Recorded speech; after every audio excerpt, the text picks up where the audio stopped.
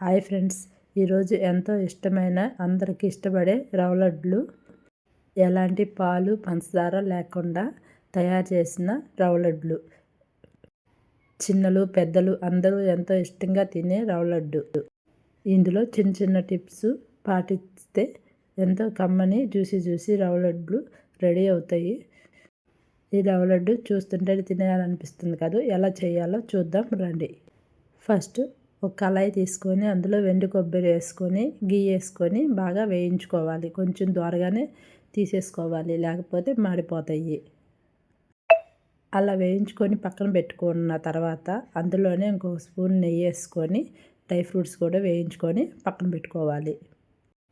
అవి కూడా వేగిన తర్వాత పక్కన పెట్టుకున్న తర్వాత అదే ప్యాన్లో ఇంకో 2 స్పూన్లు నెయ్యి వేసుకొని బొంబాయి రవ్వ అంటే సూజీ రవ్వ వేసుకొని బాగా దోరగా వేయించుకోవాలి. కొంచెం నిదానంగా ఓపికగా వేయించుకోవాలి. ఎలా వేగింది తెలియాలంటే మంచి సువాసన వచ్చింది అప్పటిదాకా నిదానంగా లో ఫ్లేమ్లో వేయించుకోవాలి. అది వేగేటప్పుడు వేరే కళాయిలో బెల్లం వేసుకొని కొన్ని వాటర్ వేసుకొని బాగా పాకం వచ్చింది. బెల్లం కరిగితే చాలు. అంతలోకి ఎండు కొబ్బరి ఇవి యాలకులు వేసుకొని జస్ట్ తీగ పాకం వచ్చిన తర్వాత ఇట్లా వడగట్టుకొని ఏమైనా కెలకలు ఉంటే ఇలా పోసేసుకొని తర్వాత ఒక 2 నిమిషాలు అట్లా వదిలేయాలి.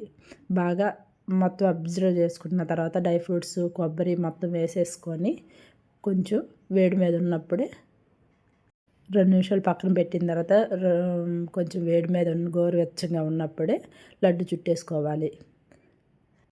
ఎంతో కమ్మని రవ్వ లడ్డు రెడీ. పిల్లలకి ఎంతో ఇష్టమైన రవ్వ లడ్డు. మీకు నచ్చితే లైక్ చేసి సబ్స్క్రైబ్ చేసుకొని మీ ఫ్రెండ్స్కి రిలేటివ్స్కి అందరికీ షేర్ చేయండి. Thank you.